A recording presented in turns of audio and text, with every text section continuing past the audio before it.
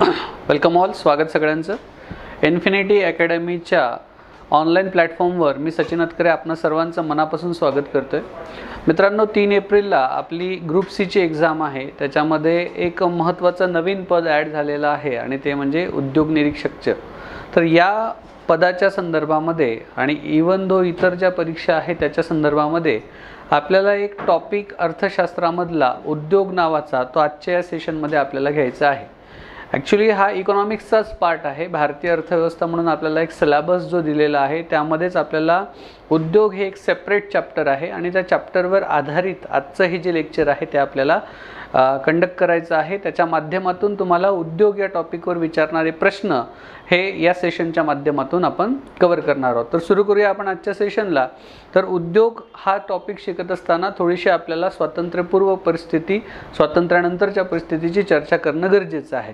तर उद्योग हा जो विषय आहे, जेव्हा भारत स्वतंत्र व्हायच्या आधी म्हणजे स्वातंत्र्यापूर्वी जी काही परिस्थिती असेल, जे काही इंडस्ट्रियल डेव्हलपमेंट झाले असतील त्याची पुढची री ओढून 1948 मध्ये स्वतंत्र भारताचं पहिलं औद्योगिक धोरण जे आहे ते सादर करण्यात आलं।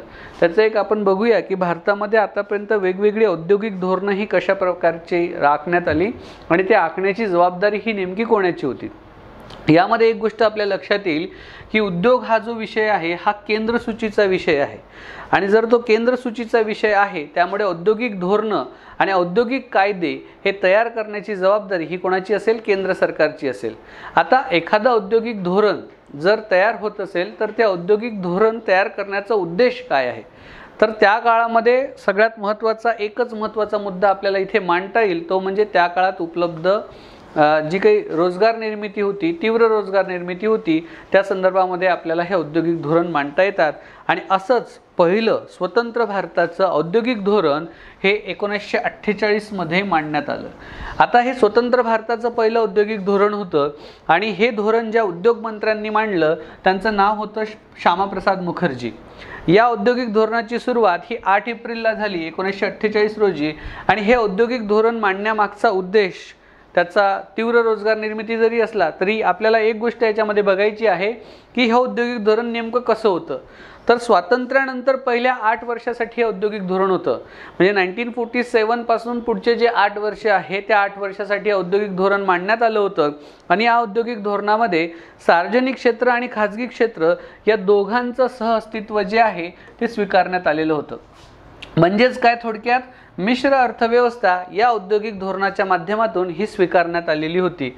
ऊर्जा, नागरी उड्डाण आणि संरक्षण संबंधी उद्योग जे आहेत ते केंद्र सरकारच्या मालकीचे ठेवण्यात आले होते। कोणते? एक म्हणजे ऊर्जा, दुसरं म्हणजे नागरी उड्डाण आणि तिसरं म्हणजे संरक्षण संबंधित जे काही उद्योग असतील ते उद्योग केंद्र सरकारच्या मालकीखाली ठेवण्यात आले।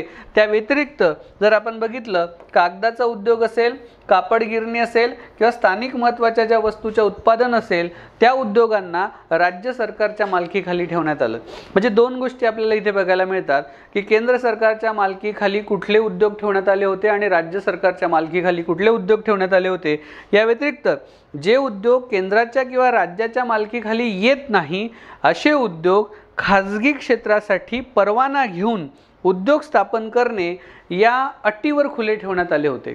म्हणजे प्रायव्हेटायझेशनमध्ये सुद्धा इथे आपल्याला काय दिसतंय, थोडाफार स्कोप जो आहे तो इथे बघायला आपल्याला मिळतो। आता यामध्ये बघा, हे करत असताना 1951 मध्ये एक उद्योग विकास व नियमन कायदा संमत झाला होता। ॲक्च्युली तो एक प्रकारचं परवाना धोरण आहे आणि या परवाना धोरणाला एक कायदेशीर अधिकार याच्या माध्यमातून मिळाला। आता याचा उद्देश काय होता, तर भारतामध्ये जास्तीत जास्त रोजगाराच्या संधी ज्या आहेत त्या निर्माण करणे हा त्याचा मागचा उद्देश होता। दुसरा उद्देश होता की नागरिकांचं जीवनमान उंचावण्यासाठी उपलब्ध जे काही संसाधन त्या काळामध्ये असेल त्याचा योग्य वापर करायचा आणि आर्थिक आणि सामाजिक उन्नती साधायची, हा सुद्धा त्याच्या मागचा काय होता, उद्देश होता, असं आपल्याला बघायला मिळतं। आपण जाता जाता हे पण बघूया की उद्योग विकास नियमन कायदा हा काय होता आणि नेमकं त्याच्यामध्ये काय दिलं होतं। कारण उद्योग निरीक्षक नावाचं जी काही पोस्ट असेल किंवा उद्योगाच्या संबंधित ज्या काही नवीन पोस्ट आता येतील त्या पोस्टच्या संदर्भामध्ये आपल्याकडे उपलब्ध माहिती असावी। परीक्षेमध्ये याच्यावर 100% प्रश्न येणार। उद्योग विकास नियमन कायद्यावर सुद्धा परीक्षेमध्ये प्रश्न विचारण्याची शक्यता आहे। 1951 चा हा कायदा आहे औद्योगिक क्षेत्राचं नियमन करणारा हा एक महत्त्वाचा कायदा आहे आणि याचा उद्देश काय काय होता तर पहिला उद्देश बघा, देशात मागणी पुरवठ्याचं योग्य संतुलन साधणे. कारण जर हे मागणी पुरवठ्याचं योग्य संतुलन साधल्या गेलं तर चलनवाढ असेल, भाववाढ सारखे ज्या काही परिस्थिती आहे त्या निर्माण होणार नाही.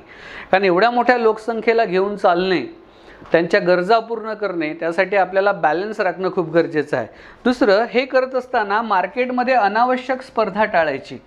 म्हणजे इंडस्ट्री सेक्टरमध्ये ज्या काही अनावश्यक स्पर्धा निर्माण झालेल्या असतात त्या स्पर्धा टाळण्याचं कामसुद्धा याच्या माध्यमातून करता येतं. त्याचबरोबर ज्या महत्त्वाच्या आणि अत्यावश्यक गरजा आहेत, क्षेत्र आहेत, त्याच्याकडे सरकारचं लक्ष वळवायचं. म्हणजे सरकारने नेमकं कुठल्या ठिकाणी पैसा टाकायला पाहिजे. जेव्हा गव्हर्नमेंट बजेट मांडते, गव्हर्नमेंट त्या काळामध्ये जेव्हा पंचवार्षिक योजना लॉन्च करत होत्या तेव्हा त्या पंचवार्षिक योजना लॉन्च करत असताना नेमका कुठल्या गोष्टीकडे गव्हर्नमेंटने पैसा डायव्हर्ट करायला पाहिजे, कुठे पैसा द्यायला पाहिजे, कुठल्या महत्त्वाच्या गोष्टी आहे, कुठल्या अत्यावश्यक आहे. जसं त्या काळामध्ये 3 अत्यावश्यक गरजा होत्या आपल्या. कुठल्या? अन्न, वस्त्र, निवारा. आजच्या डेटमध्ये जर बघितलं तर 5 महत्त्वाच्या गरजा आहे. कुठल्या? अन्न, वस्त्र, निवारा, शिक्षण आणि आरोग्य. तर ह्या सगळ्या गरजा, हे जे क्षेत्र आहे, या सगळ्या क्षेत्रांकडे लक्ष देण्याचं कामसुद्धा सरकारचं होतं. आणि त्या व्यतिरिक्त प्रादेशिक समतोल साधायचा. आजच्या डेटमध्ये जर बघितलं आणि त्या डेटमध्ये जरी बघितलं तर काही राज्य ही खूप प्रगत होती. जसं की महाराष्ट्र असेल, गुजरात असेल, वेस्ट बेंगॉलचा भाग असेल, हे आपल्याला बऱ्यापैकी डेव्हलप झालेले स्टेट्स दिसतात. परंतु जर आपण झारखंड, छत्तीसगडचा जर विचार केला, ओरिसा, बिहारचा जर विचार केला तर इथे आपल्याला प्रादेशिक असमतोल बघायला मिळतो. त्यामुळे उद्योग विकास नियमन कायद्याचा हाही एक उद्देश होता की सगळीकडे आपल्याला प्रादेशिक समतोल जो आहे तो साधता आला पाहिजे, असमतोल जो आहे तो दूर करता आला पाहिजे, हा त्याच्या मागचा एक उद्देश होता. आता या 1951च्या कायद्याच्या नेमक्या तरतुदी काय होत्या? जर समजा येणाऱ्या 3 एप्रिलच्या परीक्षेमध्ये तुम्हाला असा प्रश्न आला की उद्योग नियमन कायदा जो आहे 1951च्या तरतुदी संदर्भात खालील विधाने विचारात घ्या, आणि जर त्यांनी आपल्याला अ, ब, क, ड नावाच्या जर वेगवेगळ्या तरतुदी दिल्या तर आपल्याला त्या तरतुदी माहीत असणं गरजेचं आहे. तुम्ही म्हणणार हा आउट ऑफ सिलेबसचा भाग कसा काय? बिलकुल नाही. कारण तुम्हाला जर त्यांनी सांगितलं की उद्योग निरीक्षकासाठी जर परीक्षा होत असेल तर तुम्हाला त्याच्यासाठी प्रश्न विचारणं अपेक्षित आहे. तरतुदीवर तुम्हाला एखादा प्रश्न विचारला जाऊ शकतो. पहिली तरतूद अशी आहे की हा जो कायदा आहे या कायद्यानुसार जर एखाद्या व्यक्तीला नवीन उद्योग जर स्थापन करायचा असेल तर त्याला केंद्र सरकारकडनं परवाना मिळणं आवश्यक आहे. परवाना म्हणजे लायसन्स. परवाना मिळाला कोणाकडनं? केंद्र सरकारकडून. जोपर्यंत सेंट्रल गव्हर्नमेंटकडून त्याला लायसन्स मिळत नाही तोपर्यंत त्याला कुठलाही नवीन उद्योग जो आहे तो स्थापन करण्यात येणार नाही. त्याचप्रमाणे जे उद्योग ऑलरेडी एस्टॅब्लिश आहे, म्हणजे 1948च्या आधी भारतामध्ये जेवढे काही उद्योग अस्तित्वात होते त्या उद्योगांना जर आपला विस्तार करायचा असेल, तर एखादं त्याला ब्रांच एक्सपान्शन करायचं असेल, त्याला जर खूप साऱ्या नवीन कंपनीज अजून ओपन करायच्या असेल तर त्याला सुद्धा केंद्र सरकारची परवानगी घेणं आवश्यक आहे. ही त्याची दुसरी महत्त्वाची गोष्ट आहे. तिसरं एक महत्त्वाचं, असे काही उद्योग जे की निर्यात प्रधान आहे किंवा असे उद्योग जे आयात पर्यायी उद्योगांना भारतामध्ये लवकरात लवकर मोठ्या प्रमाणामध्ये त्याचा विकास घडवून आणतील. आपल्या देशाचा जर विकास करायचा असेल तर आपली निर्यात काय आहे ही जास्त असायला पाहिजे, तुलनेने आपली आयात जी आहे ती कमी असायला पाहिजे. इवन ज्या गोष्टीची आपण आयात करतो तर त्या गोष्टीची आयात न करता त्याला पॅरलल एखादी गोष्ट निर्माण करता येते का ते बघणं. जसं की एक XYZ वस्तू आहे, उदाहरणार्थ हे रिमोट आहे. आता हे रिमोट फॉर एक्झाम्पल इंडियामध्ये नाहीच आहे, तर हे रिमोट पहिले काय करायचो आपण? 100% आयात करायचो. हळूहळू काय झालं, आपण या रिमोटचे काही पार्ट्स भारतामध्ये बोलवले आणि ते भारतामध्ये असेंबल केले. ही सेकंड स्टेज. आता थर्ड स्टेज काय? हे रिमोट आपणच बनवतो, that is made in India. म्हणजे आपण काय करायचं आहे की निर्यात जास्त झाली पाहिजे, आयात ही कमी झाली पाहिजे. मग आयात कमी झाली तर मग कशी कमी होणार? तर आयात ज्या वस्तू करतो त्याला पर्यायी व्यवस्था भारतामध्ये तयार व्हायला हवी, हा त्याच्या मागचा उद्देश होता. हा तिसरा महत्त्वाची तरतूद आपल्याला याच्यामध्ये दिसते. चौथी, शेतीच्या संदर्भात. आता असे उद्योग निर्माण करायचे जे शेतीमालावर आधारित आहे. शेतीमालावर आधारित असलेले जे काही उद्योग असतील त्या उद्योगाच्या विकासाला प्राधान्य द्यायचं. त्याचबरोबर 2 क्षेत्रामध्ये असलेली दरी, कोणत्या? एक शेती क्षेत्रामध्ये आणि औद्योगिक क्षेत्रामध्ये असलेली जी काही दरी आहे ती दरी कमी करण्याचं काम या 1951च्या कायद्यानुसार झालेलं आपल्याला बघायला मिळते. या व्यतिरिक्त हे जे उद्योग आहे या उद्योगातून तयार होणाऱ्या ज्या काही वस्तू आहे त्या वस्तूच्या ज्या काही किमती असतील किंवा त्या वस्तूंची जी काही गुणवत्ता असेल या संदर्भात आपण ग्राहकांच्या हिताचं संरक्षण करायला पाहिजे. नाहीतर काय होईल की कुठलीही कंपनी कुठल्याही प्रकारचं प्रॉडक्ट तयार करेल ज्याला क्वालिटी नसेल, ज्याला प्राईस खूप जास्त असेल आणि मग ते जनतेला भारी जाईल. आपल्याला जनतेला काय होईल ते नाईलाजाने त्या वस्तू विकत घ्यावं लागेल. जनता ही परत एकदा महागाईच्या खाईमध्ये जाऊ शकेल. त्यामुळे ग्राहकांच्या कन्झ्युमरच्या हिताचं रक्षण करण्याचं काम या तरतुदीमध्ये सुद्धा करण्यात आलेलं आहे. त्याचबरोबर जे स्मॉल स्केल इंडस्ट्रीज आहे, जे लघु उद्योग आहे, त्या लघु उद्योगाच्या विकासावर भर द्यायचा आणि शहरी आणि ग्रामीण भागामध्ये जास्तीत जास्त लघु उद्योगांशी निगडीत जी काही लोकसंख्या आहे त्या लोकसंख्येचा आपल्याला विकास करायचा, ही सुद्धा तरतूद या 1951च्या कायद्यानुसार आपल्याला बघायला मिळते. मित्रांनो, इकॉनॉमिक्सच्या संदर्भामध्ये एक तुमच्यासाठी एक गुड न्यूज आपल्याकडे आहे की आपण MPSC ग्रुप सी, त्याचबरोबर तांत्रिक सेवा आणि डिपार्टमेंटल PSIच्या संदर्भामध्ये नागपूर ब्रांचला ऑफलाईनमध्ये एक 5 दिवसाचं वर्कशॉप आपण घेतोय, जे की फ्री असेल. याच्यामध्ये एक तज्ज्ञ मार्गदर्शकांची टीम आपण उभारलेली आहे, ज्यामध्ये इकॉनॉमिक्सचं सेशन आपण घेतोय 28 मार्चला सकाळी 9 ते 1 वाजेपर्यंत ते सेशन असणार आहे. हे सेशन तुम्ही नक्की अटेंड करा.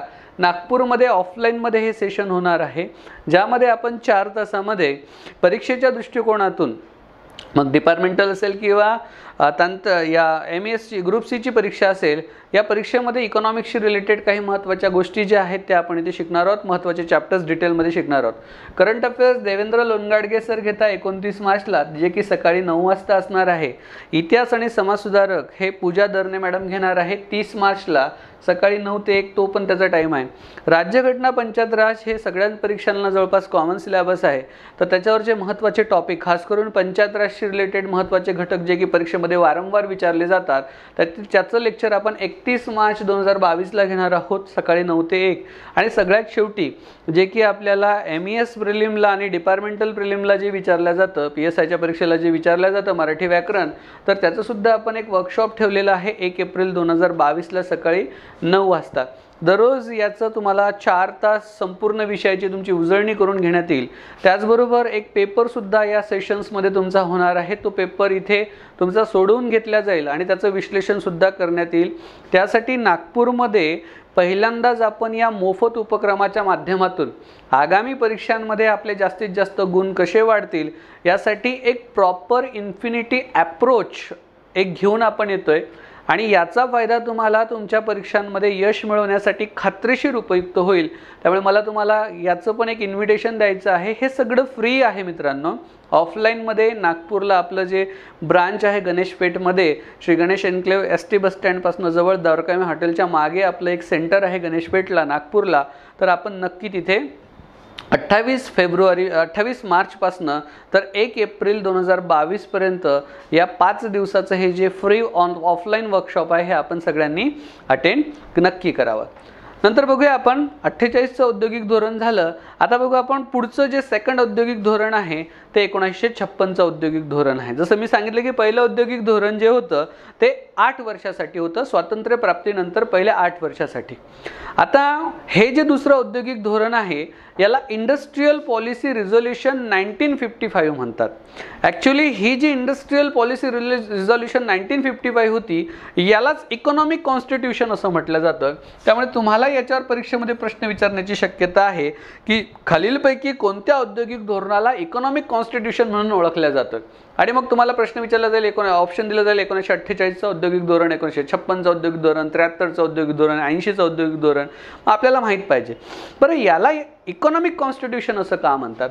कारण याच्यामध्ये जर बघितलं आपण, यामध्ये मौद्रिक धोरण असेल, राजकीय धोरण असेल, राजकोषीय धोरण असेल, प्रशुल्क विषयक असेल, त्याचबरोबर कामगार परिणाम जे आहेत या सगळ्यांचा समावेश, जो की ओव्हरऑल समावेश आहे, तो या औद्योगिक धोरणामध्ये आपल्याला बघायला मिळतो. आता याची एक थोडक्यात पार्श्वभूमी सुद्धा बघू की हे जे 1956चं औद्योगिक धोरण होतं, या औद्योगिक धोरणाची सुरुवात नेमकी कशी झाली आणि याच्यामध्ये नेमक्या कोणत्या तरतुदी होत्या. तर तुम्ही बघितलं असेल, इतिहासामध्ये वाचलं असेल की काँग्रेसचं एक अधिवेशन भरलं होतं आवडीला. आता या काँग्रेसच्या आवडीच्या अधिवेशनामध्ये जे की 1955मध्ये ते अधिवेशन झालं होतं, या अधिवेशनामध्ये भारतामध्ये समाजवादी समाजरचना निर्माण करावी असा एक ठराव मांडला होता. आता या आवडीच्या अधिवेशनाचे जे अध्यक्ष होते ते UN ढेबर होते. आता यांनी हा जो ठराव पास केला होता काँग्रेसच्या आवडी अधिवेशनामध्ये की भारतामध्ये समाजवादी समाजरचना आपण निर्माण करूया, या उद्देशाने आपल्या भारतामध्ये 23 एप्रिल 1956 रोजी भारताचे स्वातंत्र्यानंतरचं दुसरं औद्योगिक धोरण जे आहे ते जाहीर करण्यात आलेलं होतं. आता हे जे 56चं औद्योगिक धोरण होतं, या धोरणाने आपले जे इंडस्ट्रीज आहे, उद्योग जे आहे, त्याचं 3 गटामध्ये वर्गीकरण केलं होतं. त्यातला पहिला गट होता अनुसूची अ. अनुसूची अ म्हणजे काय?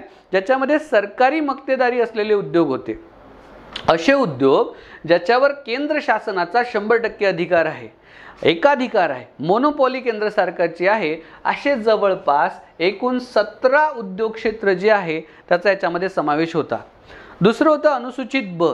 अनुसूचित ब मध्ये काय होतं की संमिश्र क्षेत्रातले उद्योग होते. म्हणजे या अनुसूचितील उद्योग क्षेत्रामध्ये फक्त शासन आणि शासनच जे आहे ते नवीन उद्योग जे आहे ते स्थापन करू शकत होते. परंतु याआधी जर एखादं उद्योग स्थापन झाले असतील, खाजगी उद्योग स्थापन झालेले असतील, तर त्या उद्योगांना परवानगी घेऊन किंवा जी काही त्यांना बॅकडेटला परमिशन मिळाली असेल त्यांची जी काही परवानगी आहे ती तशीच ठेवण्यात आली. त्याच्यामध्ये जवळपास 12 उद्योग होते. किती उद्योग होते? त्याच्यामध्ये जवळपास 12 उद्योग होते. आणि तिसरं होतं अनुसूची क. आता अनुसूची क मध्ये काय होतं? जे अनुसूची अ मध्ये नाही आहे किंवा जे अनुसूची ब मध्ये नाही आहे ते वगळता इतर सर्व उद्योग जे आहे ते या अनुसूचीमध्ये होते.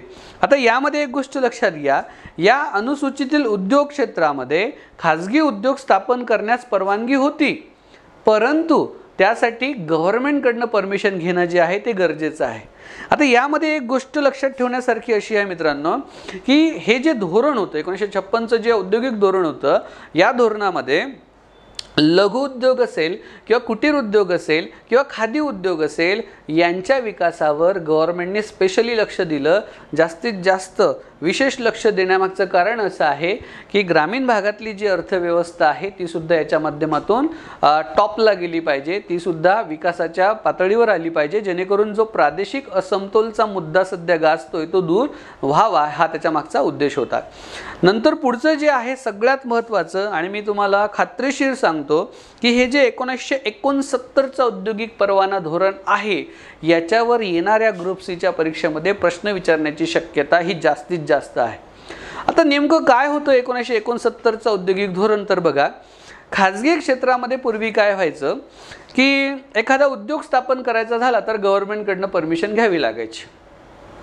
परंतु त्या काळामध्ये असं व्हायचं की काही ठराविक घराणे असे होते ज्यांना सरकारी वशिला लावून किंवा राजकीय वशिला लावून परवाना दिला जायचा, आणि मग यामध्ये राजकारण व्हायचं. जसं की आजच्या डेटमध्ये आपण बघतो की आपण न्यूजपेपरमध्ये वाचतो, वेगवेगळ्या वृत्तपत्रांमध्ये वाचतो की भारतामध्ये काही ठराविक घराण्यांना सरकारची मेहरबानी आहे, सरकार त्यांच्यावर विशेष मेहरबान आहे असं आपण वृत्तपत्रामध्ये वाचतो, आणि त्याच घराण्यांना सगळे कॉन्ट्रॅक्ट वगैरे मिळतात. तसं त्या काळामध्ये सुद्धा व्हायचं. 1969ला सुद्धा असं वाटायचं, गव्हर्नमेंटला असं वाटलं की काही ठराविक लोकच असे आहेत की जे गव्हर्नमेंटवर आता प्रेशर टाकत आहे, त्यामध्ये राजकारण व्हायला लागलं. त्यामुळे ठराविक क्षेत्रामध्ये एक मोनोपॉली निर्माण झाली होती. कोणाची? एका ठराविक घराण्यांची मोनोपॉली निर्माण झाली होती, एक एकाधिकारशाही निर्माण झाली होती. ही एकाधिकारशाही दूर करता येईल, कशा पद्धतीने करता येईल यासाठी 1969 मध्ये सुबिमल दत्त यांच्या अध्यक्षतेखाली एक समिती नेमण्यात आली, आणि या समितीने MRTP ॲक्ट जो आहे तो तयार केला. What is mean by MRTP? MRTP means monopolies and restrictive trade practices act. हा जो कायदा आहे हा कायदा तयार करण्यात आला. आता हा कायदा तसं बघायला गेला तर 1969चा आहे, पण याची जी अंमलबजावणी आहे ती 1 जानेवारी 1970 नुसार सुरू झालेली आहे. आता ही जी मोनोपॉली निर्माण झालेली होती, मोनोपॉली ब्रेक करण्यासाठी हा कायदा होता, आणि यासाठी सुबिमल दत्त समितीने ज्या काही शिफारशी केल्या होत्या त्या शिफारशीनुसार जवळपास 19 प्रकारचे औद्योगिक परवाना धोरण जे आहे ते जाहीर करण्यात आले होते. आता या धोरणानुसार जर 5 कोटी रुपयापेक्षा जर अधिक गुंतवणूक जर कोणी करणार असेल एखाद्या उद्योगामध्ये, तर असे उद्योग हे उच्च गुंतवणूक क्षेत्र म्हणून गणना त्याची करण्यात येणार होती. हा एक महत्त्वाचा मुद्दा ठेवा. त्याचा क्रायटेरिया हा 5 कोटी रुपये होता. पण ज्यांनी 35 कोटी रुपयापेक्षा अधिक भांडवली मालमत्ता जर एखाद्या उद्योगाची असेल तर त्यांची जी गणना जी आहे ती गणना मोठे उद्योगगृह म्हणून काय आहे करण्यात आलेली होती। त्यामुळे क्रायटेरिया 5 कोटी आणि 35 कोटीचा आपण लक्षात ठेवा। 69च्या औद्योगिक धोरणाच्या तरतुदी आपण बघितल्या। आता बघूया पुढचं औद्योगिक धोरण। 1973 मध्ये पुढचं औद्योगिक धोरण जे आहे ते मांडण्यात आलं 4 वर्षानंतर। आता हे जे धोरण होतं या धोरणामध्ये शासनाने काय केलं, जेवढे मोठे उद्योग आहेत, जेवढे मोठे उद्योगगृह आहे त्यांची व्याख्या ही MRTP ॲक्टला अनुसरून सुसंगत बनवली आणि 5 कोटीच्या ऐवजी जवळपास 20 कोटी रुपयांपेक्षा जर अधिक मालमत्ता असलेले उद्योग जे आहे ते मोठे उद्योगगृह म्हणून मानले जायचे। जसं की आधी 35 कोटीवाल्यांनाच मोठं मानलं जायचं आणि 5 कोटीवाल्यांना उच्च मानलं जायचं। आता 20 कोटी रुपयांपेक्षा जर अधिक मालमत्ता एखाद्या उद्योगाची असेल तर त्याला मोठं उद्योगगृह हे मानलं जाईल। संयुक्त क्षेत्रामध्ये सुद्धा गुंतवणुकीला परवानगी जी आहे ती देण्यात आली, म्हणजे शासकीय आणि खाजगी क्षेत्रामध्ये सुद्धा आता व्यक्ती हे गुंतवणूक करू शकतात। नंतर 77चं औद्योगिक धोरण बघू। आता 77चं औद्योगिक धोरण येत असताना थोडी राजकीय पार्श्वभूमी सुद्धा त्याला आहे, कारण इंदिरा सरकार पडलं होतं आणि जनता दलचं सरकार हे सत्तेमध्ये आलं होतं आणि जेव्हा जनता पार्टीचं सरकार सत्तेमध्ये आलं होतं तेव्हा त्यांनी हे जे धोरण आहे हे धोरण जाहीर केलं होतं। आता या धोरणामध्ये लघुउद्योग असेल किंवा कुटीर उद्योग असेल यांना विशेष चालना देण्यासाठी एक विशेष आराखडा जो आहे तो तयार करण्यात आला होता।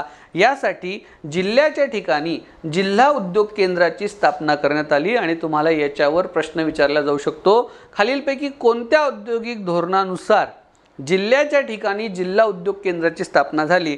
आणि ऑप्शनमध्ये दिलं तुम्हाला 1948चे औद्योगिक धोरण, 1956चे औद्योगिक धोरण, 1969चे औद्योगिक धोरण आणि 1973चे औद्योगिक धोरण, 1977चे व्हॉटएव्हर। तर यातलं योग्य उत्तर काय लिहिणार आपण? इनमीन 4च ऑप्शन असणार आहेत, त्यामुळे याचं योग्य उत्तर आपण काय लिहिणार? 1977चे जे औद्योगिक धोरण आहे त्या धोरणानुसार जिल्ह्याच्या ठिकाणी जिल्हा उद्योग केंद्र जे आहे त्याची स्थापना जी आहे ती करण्यात आली।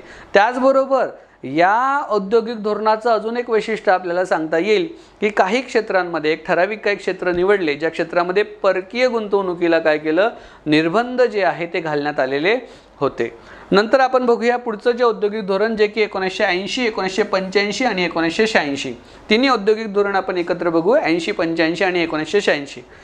आता 1980चं जे औद्योगिक धोरण आहे ते इंदिरा गांधी सरकारने सुरू केलं होतं आणि हे जे औद्योगिक धोरण होतं या औद्योगिक धोरणाने काय केलं, आधीच्या जनता दल सरकारने जे काही औद्योगिक धोरणामध्ये एक गोष्ट केली होती जे म्हणजे जिल्हा उद्योग केंद्र सुरू केलं होतं ते जिल्हा उद्योग केंद्र जसंच तसं सुरू ठेवलेलं होतं, परंतु जनता दल सरकारने परकीय गुंतवणुकीवर जे काही निर्बंध घातले होते ते निर्बंध मात्र या औद्योगिक धोरणाने उठवण्याचं काम केलं। म्हणजे FDI वर जे काही निर्बंध जनता पार्टी सरकारने टाकले होते ते उठवण्याचं काम यांनी याच्यामध्ये केलं होतं।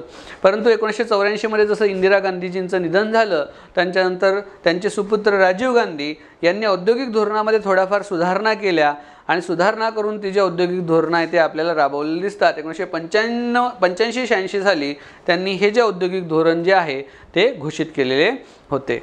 सगळ्यात महत्त्वाचं ज्याच्यावर परीक्षेमध्ये प्रश्न अजून विचारला जाऊ शकतो, जसं 1969चं औद्योगिक धोरण परीक्षेमध्ये विचारलं जाऊ शकतं, 1948चं औद्योगिक धोरण परीक्षेत प्रश्न विचारला जाऊ शकतो, त्यातलाच एक भाग आहे 1991चं औद्योगिक धोरण। कारण यामध्ये LPG नावाचं एक नवीन आपण एक पॉलिसी घेतली होती। राव मनमोहन सिंगचं तेव्हा सरकार होतं, PV नरसिंहराव हे आपले पंतप्रधान होते आणि त्याचबरोबर डॉक्टर मनमोहन सिंग हे आपले अर्थमंत्री होते। राव मनमोहन जोडी ही अख्ख्या जगामध्ये तेव्हा ओळखल्या जात होती, कारण त्या दोघांनी जेव्हा इंडिया सोडा संपूर्ण जग जेव्हा एकदम भीषण महामंदीच्या घाईमध्ये लुटल्या गेलं होतं तेव्हा त्यांनी 1991 मध्ये LPG नावाचं धोरण स्वीकारलं, लिबरलायझेशन, प्रायव्हेटायझेशन, ग्लोबलायझेशन, आणि मग इंडियाला जो काही झळ बसायला पाहिजे, आर्थिक झळ बसायला पाहिजे ती त्यांनी बसू दिली नाही। त्यामुळे हे 1991चं औद्योगिक धोरण खूप इम्पॉर्टंट आहे परीक्षेच्या दृष्टिकोनातून। हे जाहीर झालं होतं मित्रांनो 24 जुलै 1991 मध्ये आणि भारताने लिबरलायझेशनकडे म्हणजे उदारीकरणाकडे टाकलेलं हे एक पाऊल होतं आणि याचा परिणाम असा झाला की अंतिमतः भारताला हे ग्लोबलकडे घेऊन गेलं, ग्लोबल वर्ल्डकडे. आज जे जग आपल्याकडे आशेने बघते की प्रत्येक जगातल्या देशाला असं वाटतं की नाही यार, इंडिया काहीतरी आहे, इंडिया आपल्याला मदत करू शकतो, इंडियाकडे कोणीतरी हेल्प मागतंय. तर त्याच्या मागचं कारण हे 1991मध्ये निर्माण केलेली पॉलिसी होती. जागतिकीकरणाकडे आज आपण गेलोय ते त्या धोरणामुळे गेलेलं आहे. आणि या धोरणामध्ये नेमके कोणते महत्त्वाचे निर्णय घेण्यात आले होते, तर औद्योगिक परवाना धोरणाचं उदारीकरण केलं होतं. आणि उदारीकरण करून खाजगी आणि निर्गुंतवणूक धोरण जे आहे ते याच्यामध्ये करण्यात आलेलं होतं. त्याचबरोबर केंद्र सरकारचा एकाधिकार असलेले जे काही उद्योग क्षेत्र आहे त्या उद्योग क्षेत्रांची संख्या कमी करण्यात आली होती. आणि काही क्षेत्र असे होते जसं की बघा इथे आहे रेल्वे, संरक्षण आणि अणुऊर्जा, हे जर वगळले तर इतर क्षेत्रामध्ये हळूहळू खाजगी क्षेत्राला मान्यता देण्यात आली. खाजगी क्षेत्रासाठी हे जे क्षेत्र आहे, इतर जे क्षेत्र आहे ते ओपन करण्यात आले होते. जवळपास तेव्हा जो MRTP ॲक्ट होता त्या MRTP ॲक्टने कायद्याने 100 कोटी रुपयापेक्षा जर जास्त गुंतवणूक असलेले काही उद्योग असेल तर त्या उद्योगांना परमिशन घेणं गरजेचं होतं. कोणत्या कायद्याने? MRTP ॲक्टनुसार. परंतु 1991चं हे जे धोरण होतं त्या धोरणाने ही जी मर्यादा आहे ती रद्द करण्यात आली होती. त्याचबरोबर जो फेरा कायदा होता 1973, फेरा कायद्यामध्ये जो काही बदल झाला तो बदल केला आणि त्या बदलानंतर 1999मध्ये या फेरा कायद्याच्या ऐवजी फेमा कायदा जो आहे तो संमत करण्यात आला होता. इकॉनॉमिक्समध्ये तुम्हाला फेरा ॲक्ट आणि फेमा ॲक्टच्या संदर्भामध्ये प्रश्न हे डेफिनेटली विचारले जाऊ शकतात. त्यामुळे फेरा आणि फेमा नक्की करून जा. ओके. लघु उद्योगांच्या क्षेत्रामध्ये जे काही आरक्षण होतं त्या आरक्षणसुद्धा इथे शिथिल करण्यात आलं. आणि या धोरणामध्ये सगळ्यात महत्त्वाचं जे FDI आहे, फॉरेन डायरेक्ट इन्व्हेस्टमेंट जी आहे, म्हणजे परकीय गुंतवणूक जी आहे त्याला खूप मोठ्या प्रमाणामध्ये प्रोत्साहन देण्याचं काम हे करण्यात आलेलं होतं. तर अशा पद्धतीने मित्रांनो आपण 1948 पासून तर 1991 पर्यंतचे जे वेगवेगळे धोरणं आहेत उद्योगाच्या संदर्भामध्ये त्याच्यावर आपण शॉर्टमध्ये चर्चा केली. याच्यावर परीक्षेमध्ये तुम्हाला नक्की प्रश्न येईल. जाता जाता परत एकदा सांगतो तुम्हाला, इन्फिनिटी अकॅडमीच्या वतीने दिनांक 28 मार्च 2022 पासून तर 1 एप्रिल 2022 पर्यंत जी डिपार्टमेंटल PSIची परीक्षा आहे, तांत्रिक सेवा पूर्वपरीक्षा आहे आणि येणाऱ्या 3 तारखेला असणारी ग्रुप Cची पूर्वपरीक्षा आहे, त्या परीक्षेच्या दृष्टिकोनातून सगळ्यात महत्त्वाची मोफत मार्गदर्शन आणि सराव सत्र ही सिरीज आपण घेतोय. ही सिरीज ऑफलाईन आहे आणि ही नागपूर ब्रांचला होणार आहे, ज्यामध्ये मी स्वतः तुम्हाला अर्थव्यवस्था हे डिटेलमध्ये शिकवणार आहे, महत्त्वाचे टॉपिक परीक्षेच्या दृष्टिकोनातून. त्याचबरोबर पंचायत राज, राज्यघटना आणि मराठी व्याकरणाची जबाबदारीसुद्धा मी समर्थपणे पेलणार आहे या सेमिनारमध्ये. त्यामुळे तुम्ही नक्की सेमिनारला या. करंट अफेअर्स परीक्षेला खूप महत्त्वाचं असतं. त्यामुळे हे महत्त्वाचं करंट अफेअर्स फास्टमध्ये रिव्हिजन करण्यासाठी देवेंद्र लोणगाडगे सर आपल्याला 29 मार्चला सकाळी 9 ते 1 वाजेपर्यंत आपलं सेशन घेणार आहे. आणि पूजा दरने मॅम आपलं इतिहास आणि समाजसुधारक ज्याला खूप जास्त वेटेज आहे परीक्षेमध्ये, ते सगळे टॉपिक आपले दिनांक 30 मार्च 2022ला कव्हर करणार आहे. तर आपण सगळ्यांनी नागपूरमधल्या आपल्या अकॅडमीमध्ये, इन्फिनिटी अकॅडमीमध्ये, जे की श्री गणेश एन्क्लेव ST स्टँडजवळ आहे गणेशपेठमध्ये, तिथे आपण नक्की यावं. आणि तुम्हाला जर काही माहिती याच्या संदर्भात अजून लागत असेल तर नंबर दिलेले आहेत स्क्रीनवर, तुम्ही त्याच्यावर नक्की कॉल करू शकता. आपलं इकॉनॉमिक्सचं सेशन आपल्याला कसं वाटलं हे तुम्ही कमेंट बॉक्समध्ये नक्की सांगावं. भेटूया आपण आपल्या पुढच्या सेशनपर्यंत. धन्यवाद.